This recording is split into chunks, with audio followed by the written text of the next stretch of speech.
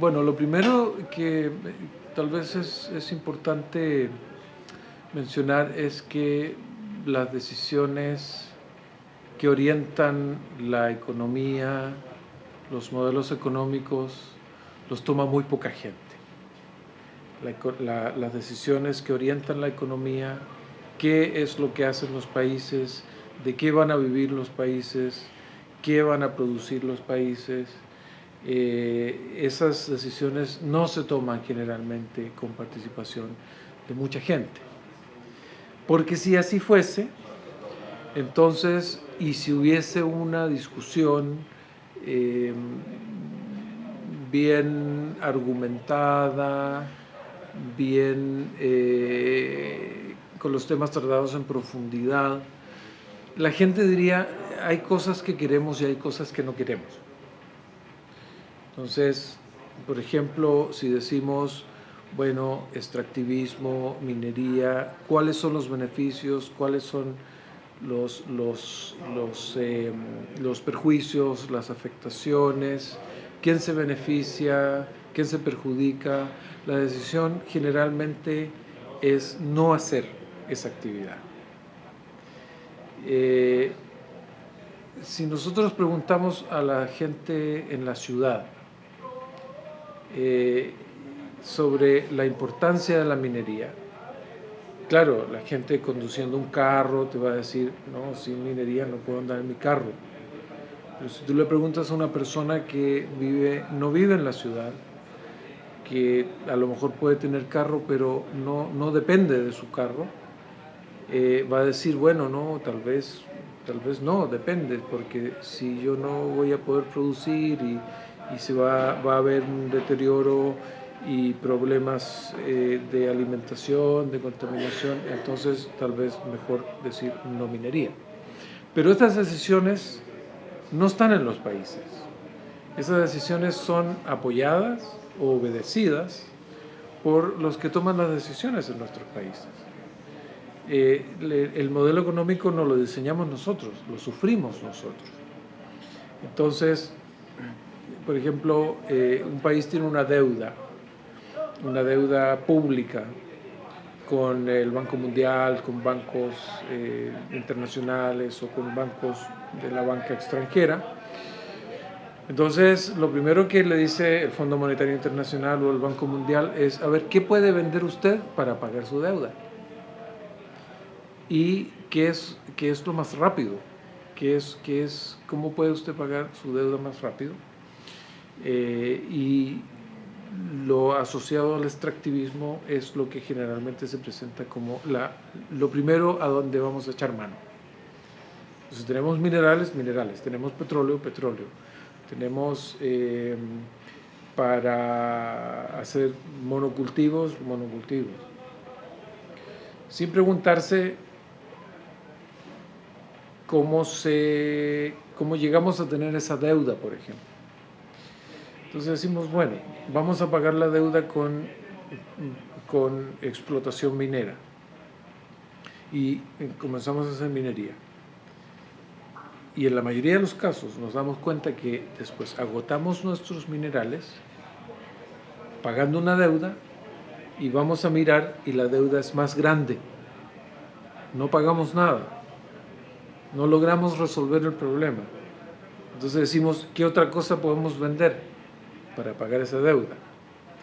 Bueno, si miramos hacia atrás, muchas de esas deudas son ilegítimas. Muchas de esas deudas. El hecho que una persona en América Latina nace debiéndole dinero, tiene un minuto de vida y ya le debe varios cientos de dólares a un bebé que está naciendo, pero en Europa o en Estados Unidos, eso no tiene legitimidad. Entonces, digamos, solamente para decir que estamos metidos en un sistema que no nos permite salir.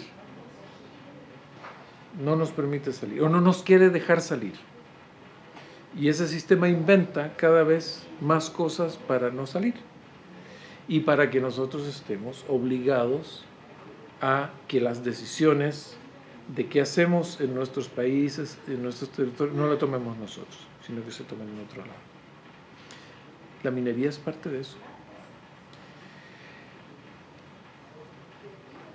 Lo otro que podemos decir es que la minería a través de la historia ha tenido diversas funciones. Inicialmente tuvo funciones ornamentales, luego tuvo funciones para la guerra, luego tuvo funciones para el desarrollo y la elaboración de objetos como tipo manufactura primitiva. Y luego viene la revolución industrial, y con la revolución industrial entonces ya multiplicamos por muchos números la cantidad de minerales que necesitábamos, que utilizábamos. Porque hay que hacer una diferencia entre la cantidad de minerales que utilizamos y la cantidad de minerales que necesitamos. Entonces, la industria necesitaba minerales, necesitaba metales. ¿Para qué? Para reproducirse, para ampliarse. Y detrás de esa industria había una idea de acumulación capitalista, o en el caso de por ejemplo, los países socialistas o comunistas, entonces era acumulación de Estado. Se supone en beneficio del pueblo. En el otro lado se supone en beneficio, bueno, de toda la población. ¿Por qué hablo de la diferencia entre lo que usamos y lo que necesitamos?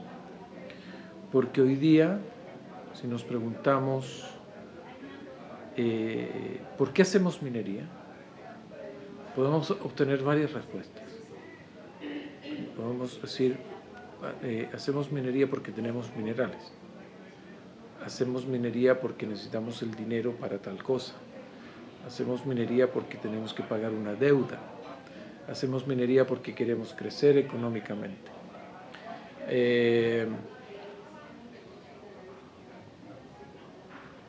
Luego, si nos preguntamos ¿cuánta minería tenemos que hacer? Tenemos diferentes respuestas.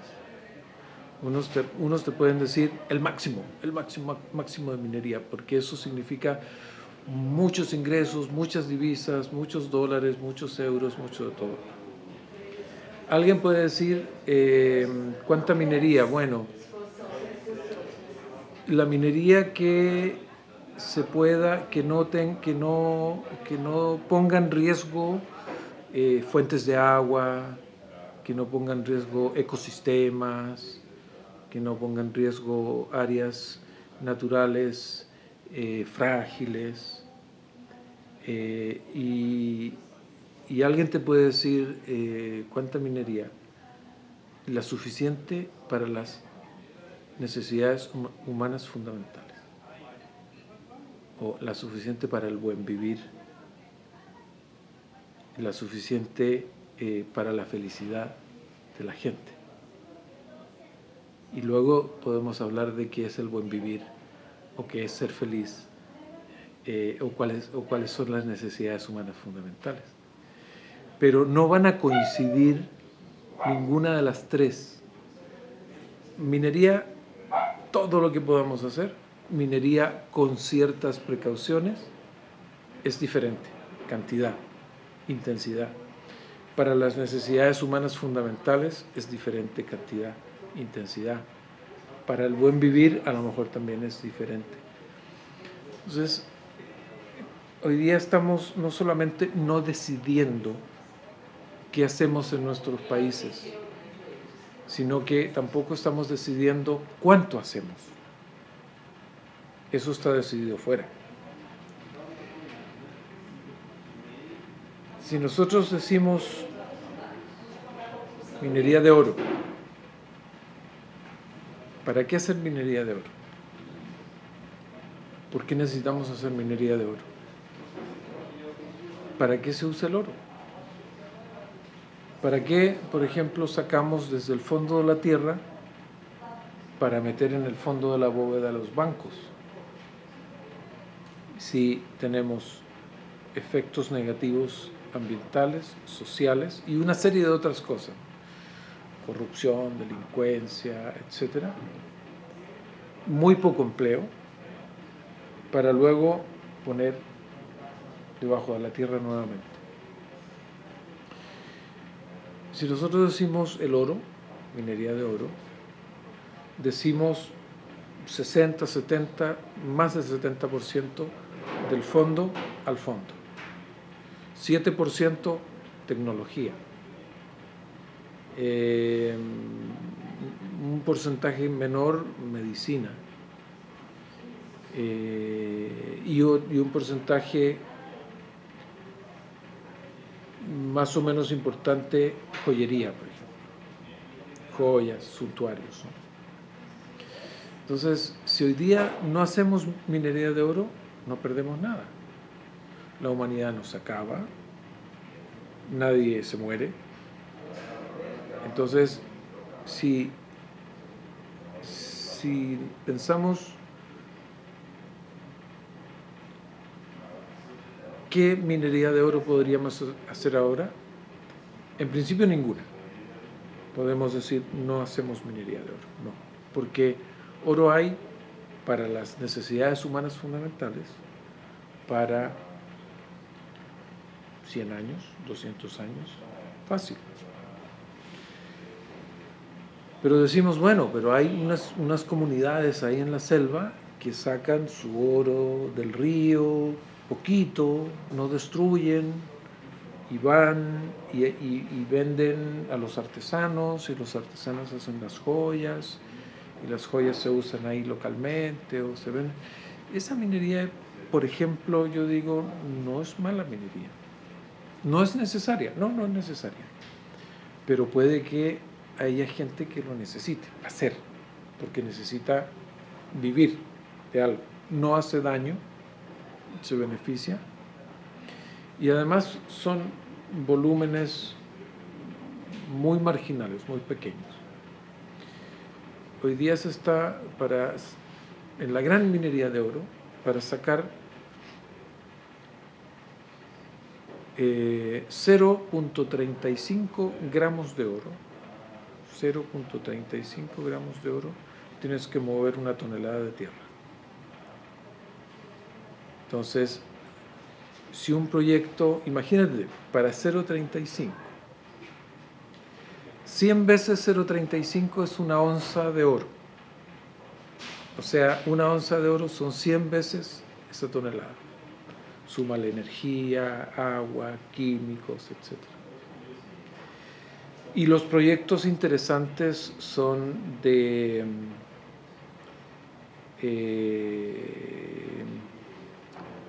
no me quiero equivocar, pero un proyecto grande puede ser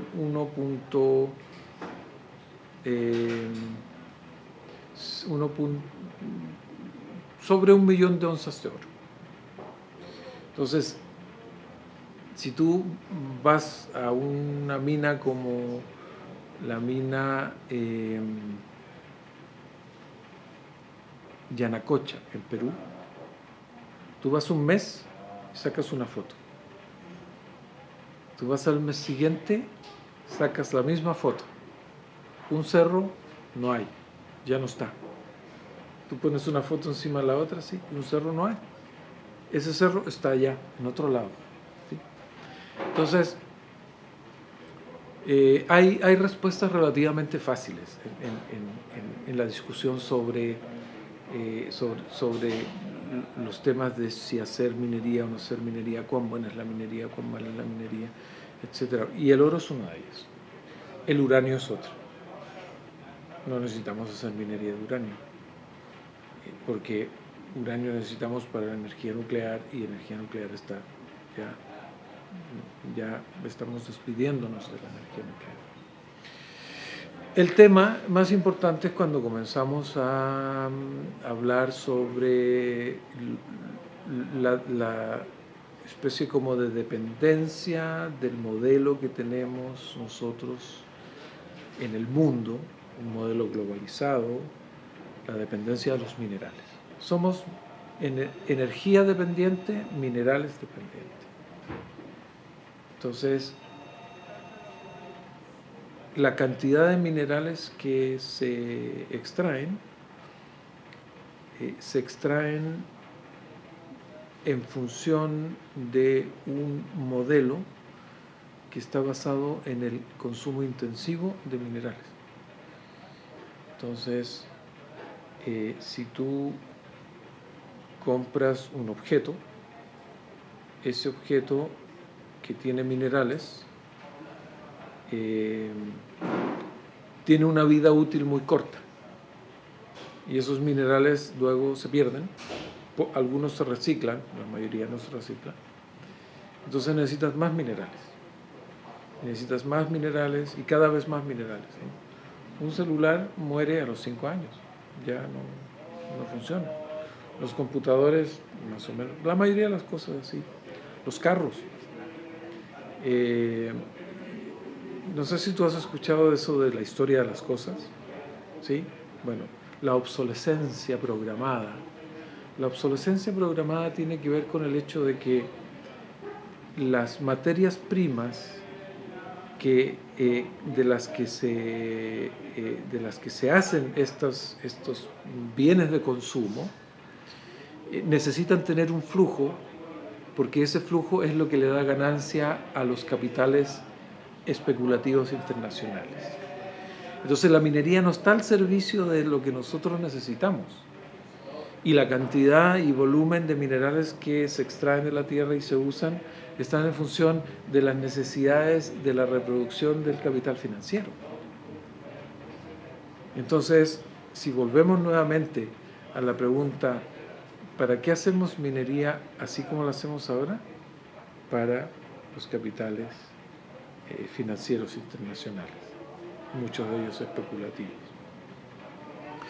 Ahora, si miramos lo que pasa en los países y en los territorios, yo creo que los mismos mineros piensan que, al menos, ¿no? Piensan que, por ejemplo, y están en condiciones incluso de aceptar que hay lugares donde no hay que hacer minería,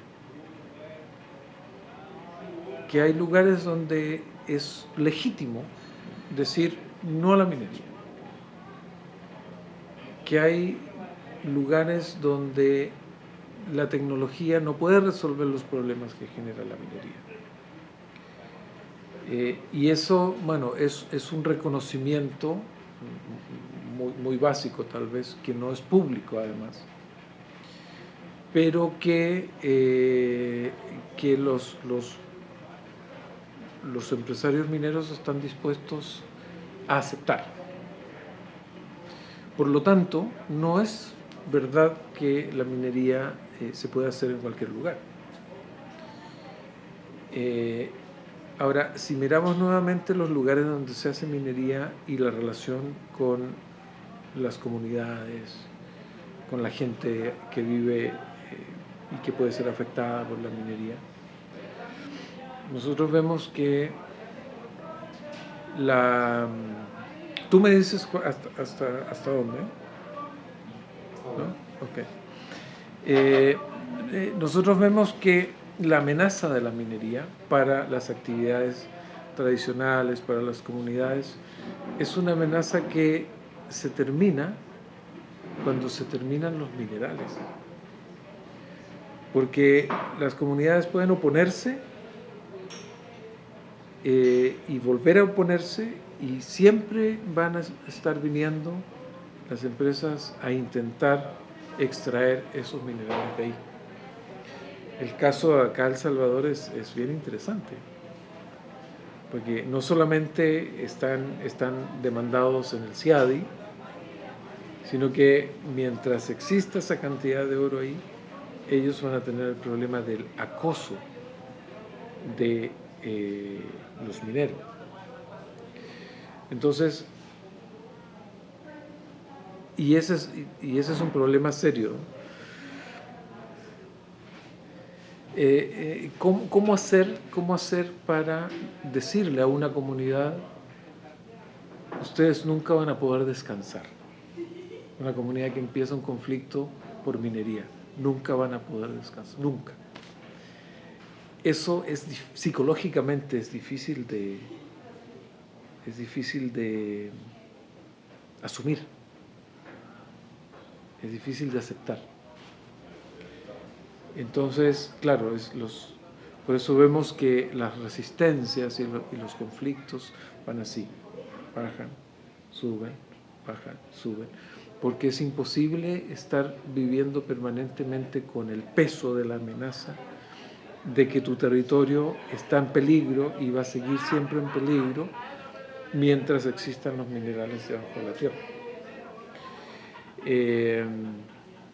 Entonces,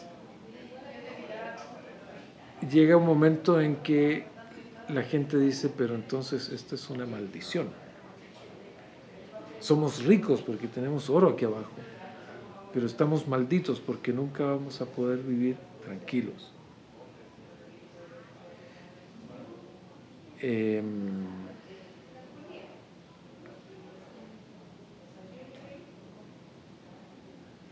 Estaba pensando además que si la gente dice, bueno, tenemos oro o tenemos minerales, entonces dejemos que saquen eso y tratemos nosotros de sacar el máximo de ganancia. Entonces, ¿en qué te conviertes? En un pueblo minero. Y el problema es que los pueblos mineros también están malditos, porque van a tener un periodo de auge muy corto y un auge que muchas veces puede, como la fiebre del oro, puede tener consecuencias muy malas para las comunidades, para sus formas de vida, para sus relaciones, y luego se acaba. Y creaste en torno a esa explotación minera una burbuja que después la pinchas y se rompe. Entonces eras pobre, entre comillas, pobre, antes de hacer minería, y eres más pobre cuando dejas de hacer minería, cuando se acaban los minerales.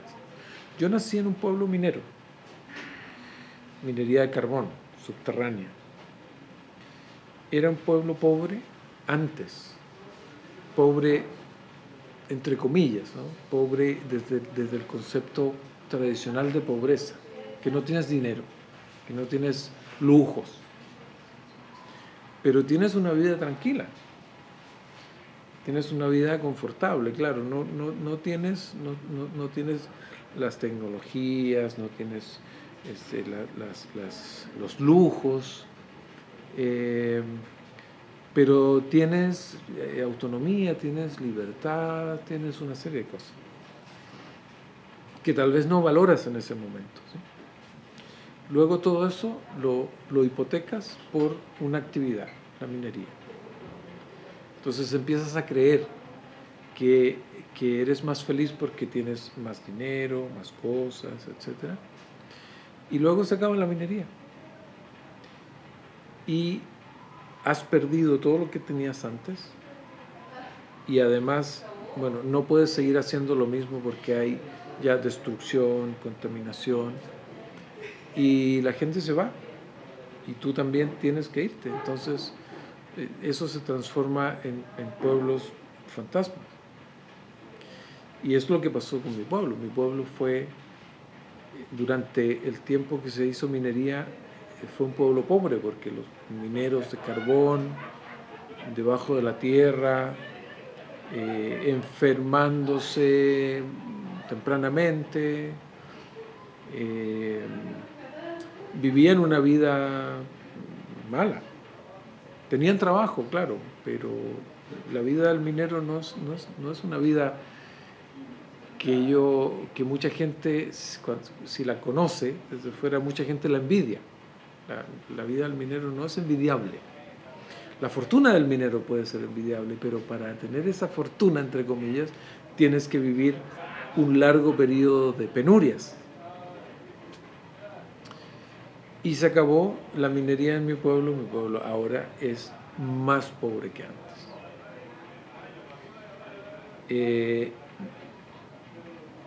Lo interesante es que digamos, todas estas reflexiones son reflexiones que se han ido construyendo con el tiempo. Y actualmente, a diferencia de que antes minería se asociaba a desarrollo, riqueza, hoy día cada vez más se está diciendo, bueno, sí, es una actividad que genera muchos recursos, pero también provoca muchos problemas. Si se supiera la verdad, si la gente tuviera la oportunidad en aquellos lugares donde se hace minería,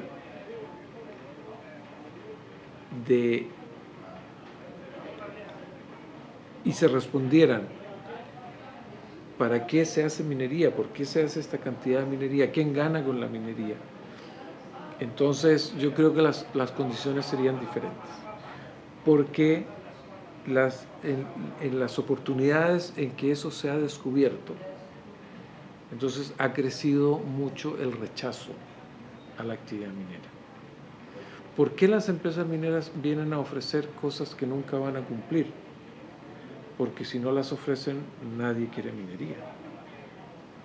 Si yo le digo la verdad a una persona que va a trabajar en la minería, si le digo la verdad desde el principio, me va a decir yo no quiero trabajar, no quiero hacer eso. Si yo le digo lo que va a pasar con su vida, con su familia, con su territorio, con su chacra, con su tierra, con sus vecinos, con su pueblo, si yo le digo la verdad antes, no quieren minería. Y lo interesante es que a estas alturas ya hay información suficiente como para decir qué ha pasado en otros lados. Por eso ha sido tan importante que hayamos facilitado el hecho que un grupo de personas que no tienen minería vaya a ver la minería. Ah, ¿esto es la minería? No, entonces no quiero. No son esas lindas fotos que me muestra la empresa. No es ese lindo discurso. No, es otra realidad. Y ahí entonces la gente tiene la posibilidad de decidir. Y ahí vuelvo entonces al inicio. La minería existe en nuestros territorios, en nuestros países como existe, porque las decisiones las toman en otro lado. Si nosotros tuviéramos la posibilidad de tomar las decisiones,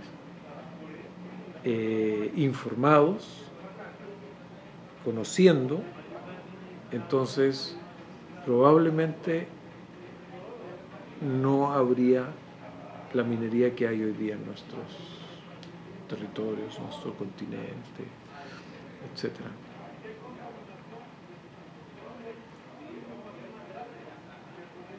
Lo otro, por ejemplo, que se esconde, y eso es algo que yo hablo mucho con la gente, ¿no? Ahí donde hay la amenaza de un proyecto minero, donde todavía no hay minería, pero ya está viniendo una empresa. Entonces yo les digo, si ustedes toman una decisión y siembran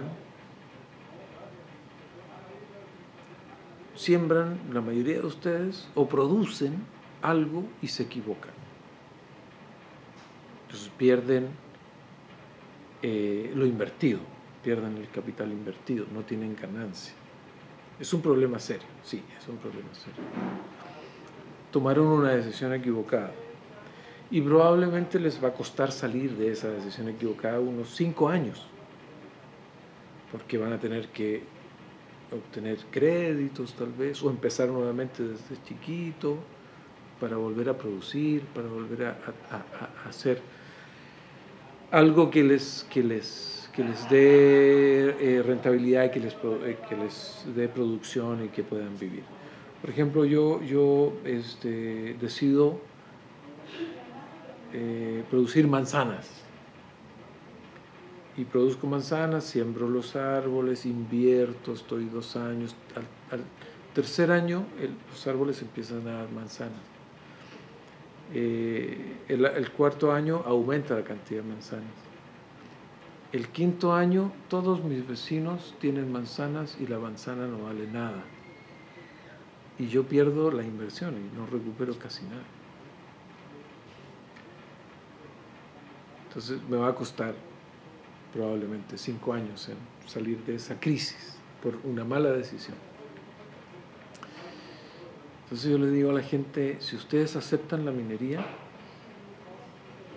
y se equivocan para siempre.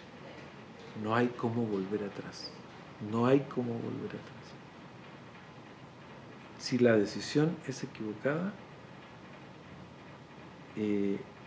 las consecuencias son tan graves que probablemente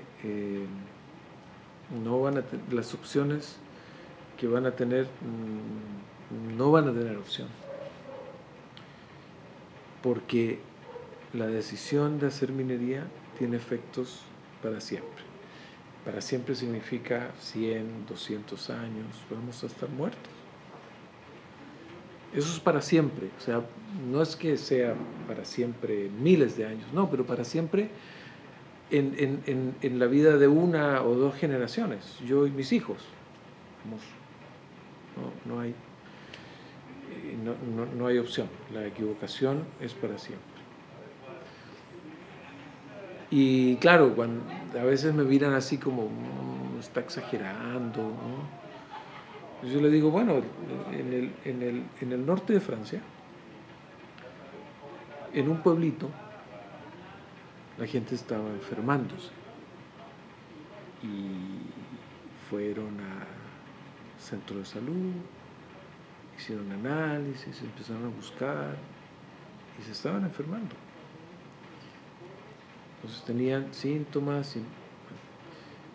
La salud en Francia es buena, ¿no? Buenos médicos, buenos laboratorios, ¿no? Pero empezaron a encontrar cosas raras, ¿no? Que los efectos que estaban teniendo era como de intoxicaciones. Entonces empezaron a ver qué pasa, por qué la gente se está intoxicando. Y hicieron un estudio de bastante tiempo y descubrieron que habían sustancias químicas tóxicas en el agua, en el suelo, que estaban enfermando a la gente. Entonces empezaron a investigar de dónde venía eso. Y era de una mina que se había explotado hacía 800 años atrás. Ya nadie sabía de esa mina, 800 años, imagínate. No era una gran mina, era una mina que estaba ahí, que estaba abandonada, y que ya casi nadie sabía la existencia de eso, porque ya ni siquiera habían cosas físicas de la mina, ya estaba todo tapado, ¿no? Entonces uno dice, bueno, si en ese tiempo, sin la cantidad de sustancias peligrosas que se usan hoy día en la minería, en ese tiempo no se usaba, era minería más natural, entre comillas. No era tan química, no era tan tecnológica. Si eso dura 800 años, esto que estamos haciendo hoy dura mucho más. Entonces, el grave problema es que si frente a la minería nos equivocamos, no tenemos vuelta atrás. Entonces yo les hablo de los errores leves y los errores fatales. Entonces, si un niño, por ejemplo, chiquito, va comenzando a caminar, se sube a la silla, se puede caer de la silla, ¿no? Se cae de la silla, llora, le duele, tiene un huevo así en la cabeza, pero se recupera. Pero si está en el cuarto piso de un edificio y se asoma por la ventana, trepa la ventana y se cae, se muere. Nosotros nos podemos permitir cometer errores leves. Tenemos que saber diferenciar cuál es el riesgo cuando cometemos errores. Y con la minería tenemos que tener mucho cuidado, porque los errores que cometemos son los errores graves. Ahora, eso, bueno, es difícil, es fácil entenderlo cuando alguien vive, cuando alguien todavía tiene la opción de elegir. Pero ¿qué pasa con la gente que ya eligió? Que ya eligió. Que aunque tú detengas la actividad minera, el daño ya está hecho. Entonces, ¿qué haces con eso? ¿Cuáles son las opciones? En muchos casos las opciones ahí serían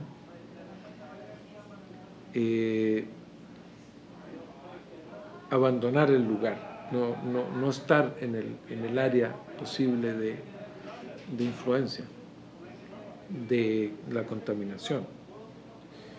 Pero es que la minería tiene un problema muy serio que no logra resolver, que es el problema del drenaje ácido. Cuando tú sacas mucha tierra de abajo, subes, esa tierra, material, roca, etcétera, se expone al oxígeno y al agua. Y eso genera acidez. Esa acidez tiene la característica que atrae una bacteria que vive en esa acidez y que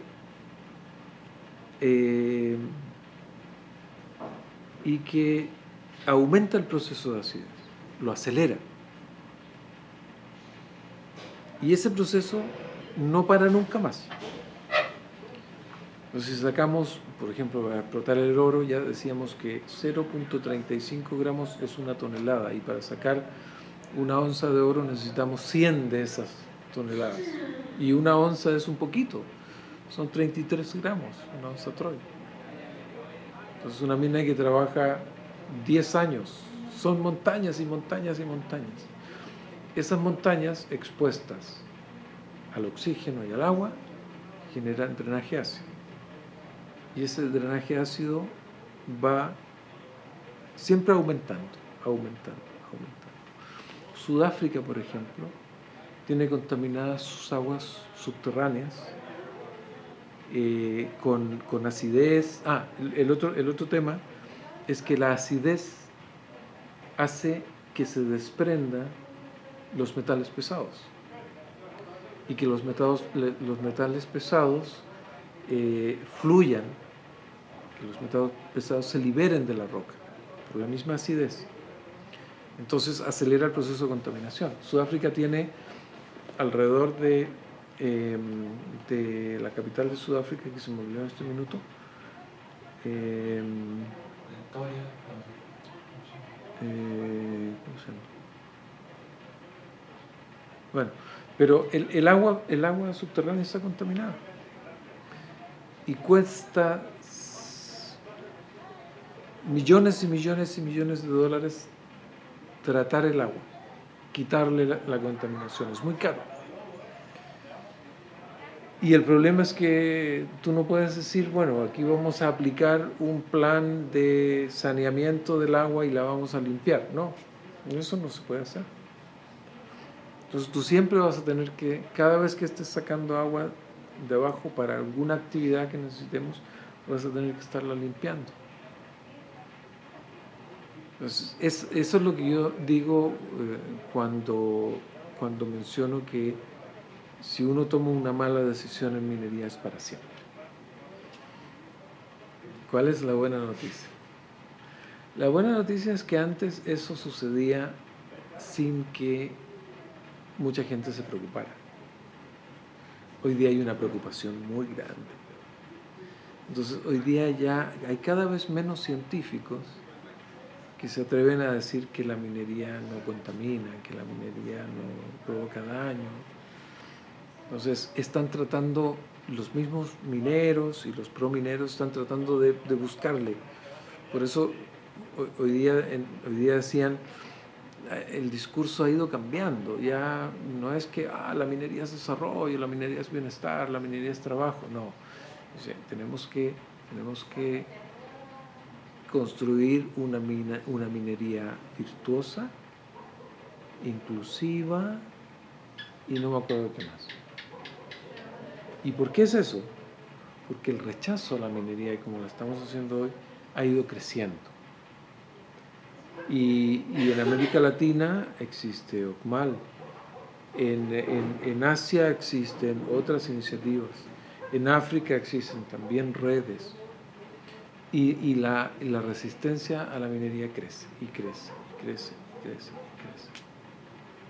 Y hoy día a los mineros les cuesta cada vez más desarrollar sus proyectos, porque la gente no los quiere.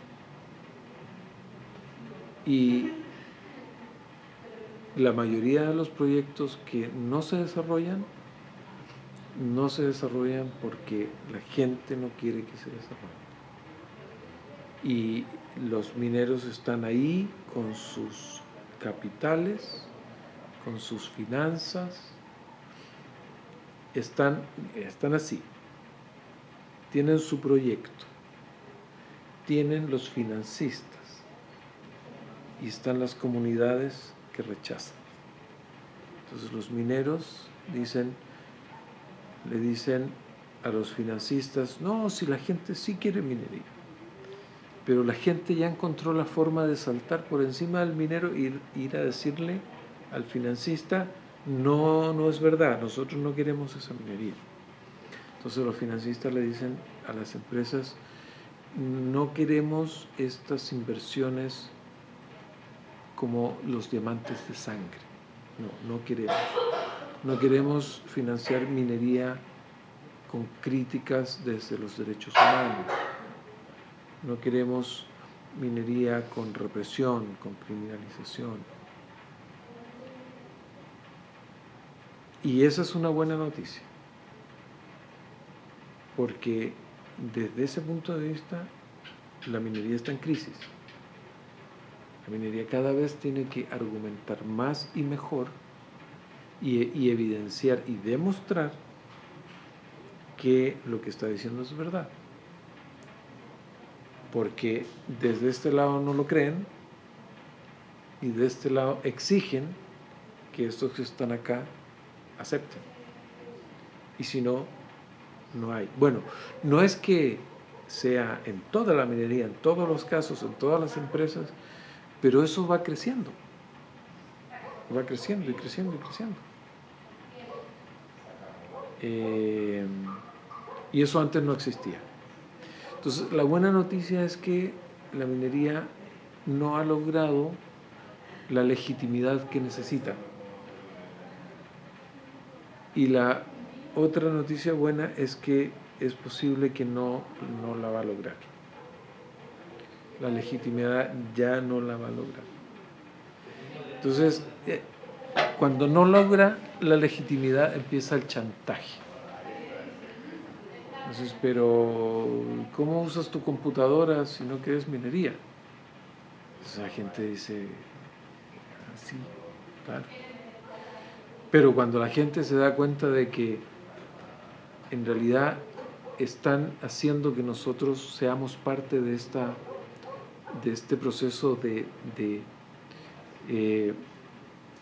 de consumo desenfrenado, de consumo irracional, de la obsolescencia de las cosas, entonces la cosa cambia. Entonces el chantaje es, bueno, hazme una computadora que en lugar de durarme 5 años me dure 50. Y hazme un carro. Y eso sí se puede hacer. Eso es lo interesante, que no estamos pidiendo nada que no se puede hacer.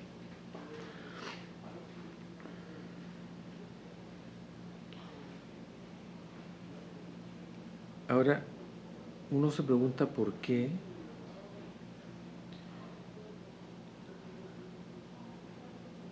gobiernos, gobernantes que llegan, son elegidos por el pueblo,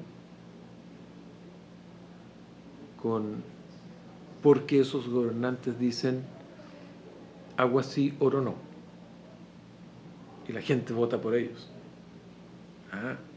Vamos a tener otro modelo, no modelo extractivista, no más las cosas que tenemos, no más contaminación, no más riesgo de perder el agua. Y esos gobernantes después dan vuelta y dicen, agua sí, oro sí. Porque la tecnología resuelve todo. Agua sí, oro sí.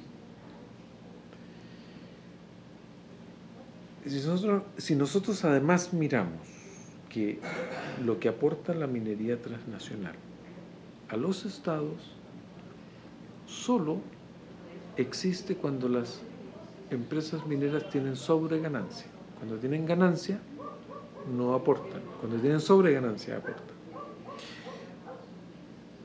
Hace un poco tiempo atrás, un economista peruano analizaba y decía, cuando llegaron las empresas mineras extranjeras acá, entonces no aportaban porque producían muy poco e invertían mucho. Luego llegaron a un momento en que ya no invertían tanto, producían mucho y el precio estaba muy alto. Entonces las ganancias que pensaban tener eran mucho más grandes. Entonces sí pagaron impuestos. Y ahora que los precios están más bajos, en lugar de que las empresas mineras paguen impuestos al Estado, el Estado les da dinero a las empresas. Entonces uno dice, pero si es tan claro, ¿por qué los gobiernos siguen haciendo lo mismo? Hoy día decía la compañera de Ecuador que Ecuador había hecho contrato con las empresas extranjeras. Ya no había concesionado, sino que había hecho contratos. Entonces el contrato es, el petróleo es mío, yo, país Ecuador. La empresa extrae, yo vendo, y yo le pago a la empresa por extraer X cantidad de dólares.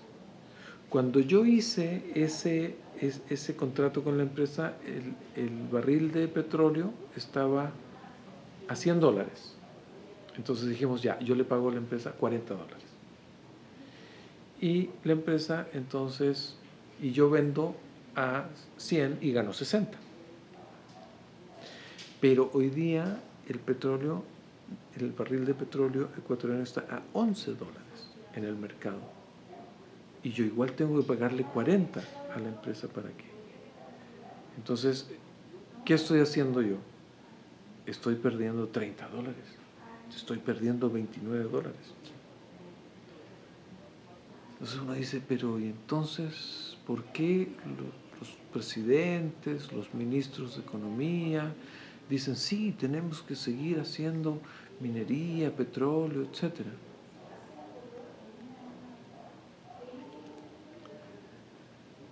Puede que haya corrupción, puede que haya eso. Pero hay otra cosa que es más, yo diría, es más grave, que el extractivismo en realidad es ni siquiera una ideología, es una fe. O sea, extraer incluso cuando no tiene sentido, incluso cuando perdemos, intentamos de todas maneras hacer más y más y más y más. Porque si tú analizas por donde quieras, si tú dices, bueno, minería, proceso, desechos, etcétera, recuperación, o decimos, por ejemplo, Mariana, ¿cuánto ganó el Estado brasileño con Mariana?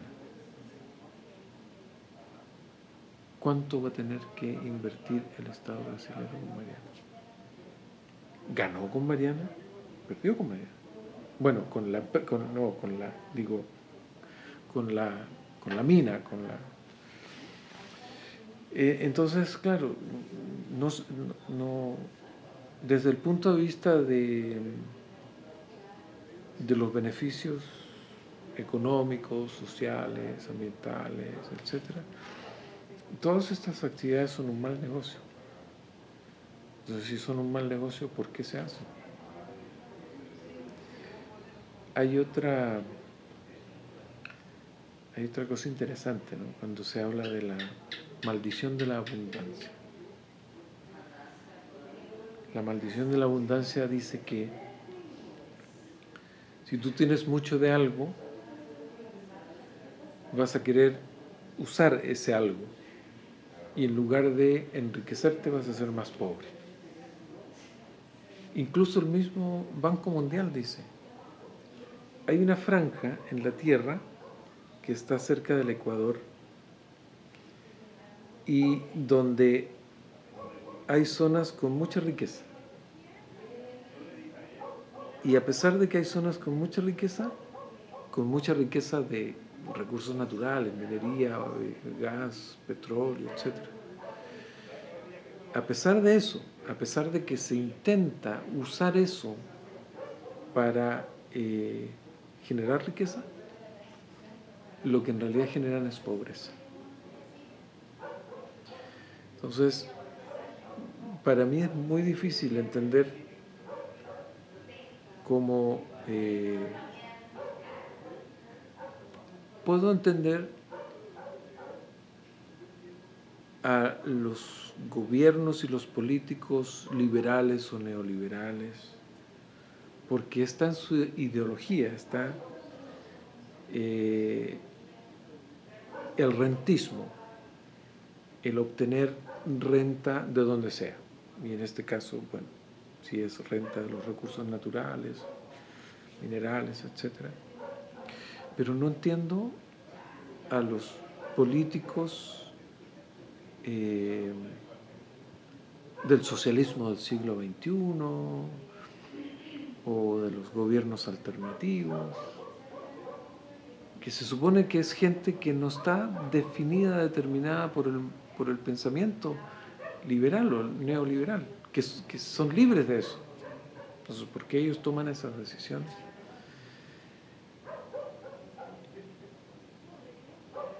Además de que es gente inteligente.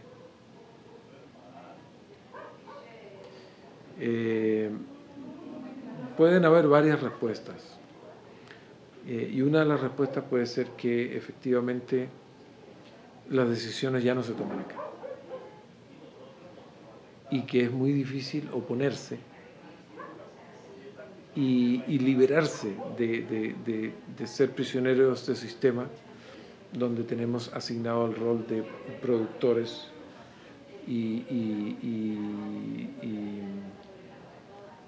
sí, productores de recursos naturales.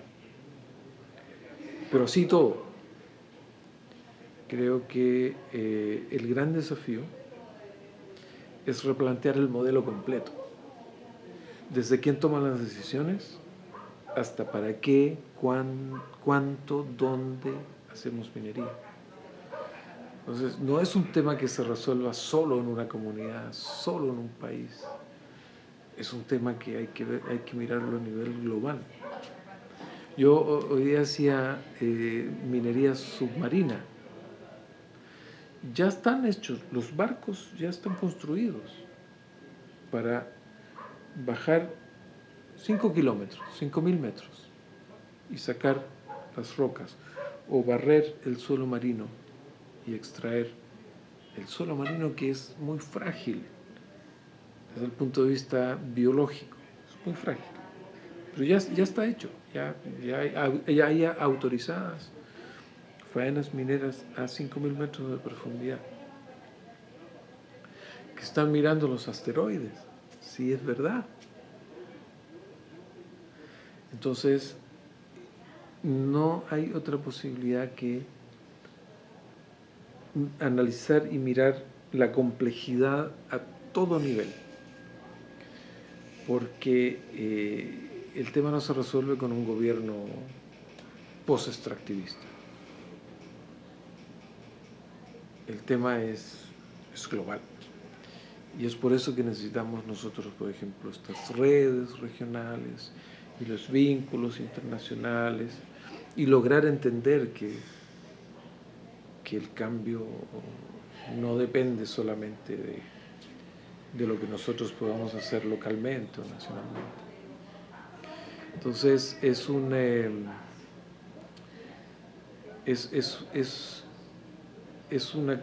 crisis y es una decisión civilizatoria, de la civilización. Y a lo mejor vamos a poder tomarla y a lo mejor vamos a resolver. Yo soy optimista en ese sentido. Hemos perdido mucho, pero no hemos perdido todo. Estamos ahí en la pelea. Pero creo que es civilizatorio y pasa por cambiar cosas tan fundamentales como decir de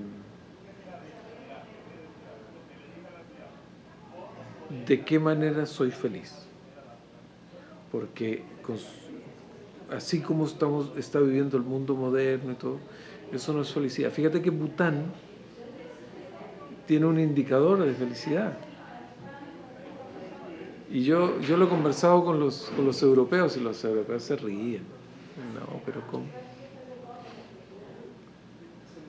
Y ellos dicen que ellos son felices, ¿no? Los europeos, ¿no? Son felices. Yo digo, claro, si ustedes son felices porque tienen muchas cosas resueltas, ¿no? La salud, la educación, las cosas digamos, básicas las tienen resueltas. Pero ustedes saben, igual que nosotros, que ustedes no van para ningún lado. Están presos, no van para ningún lado. No tienen proyecto, no hay utopía. No hay nada que a ustedes los emocione como para hacer un cambio profundo. Es que no necesitamos ese cambio profundo. Y yo creo que no es que no lo necesiten, es que no se atreven a pensarlo. Porque para hacer ese cambio profundo, para lograr esa felicidad, van a tener que perder mucho primero. Y no están dispuestos a perderlo. Y nosotros, ¿por qué lo podemos hacer? Porque tenemos poco que perder. Y esa es la gran diferencia. Y por eso aquí se habla del summa causa, post-extractivismo, y allá no. Entonces, ¿qué es lo que tiene que detonar? ¿Qué es lo que en el fondo va a detonar este cambio civilizatorio? Lo que suceda con nosotros, que no tenemos nada que perder, porque ya lo perdimos todo.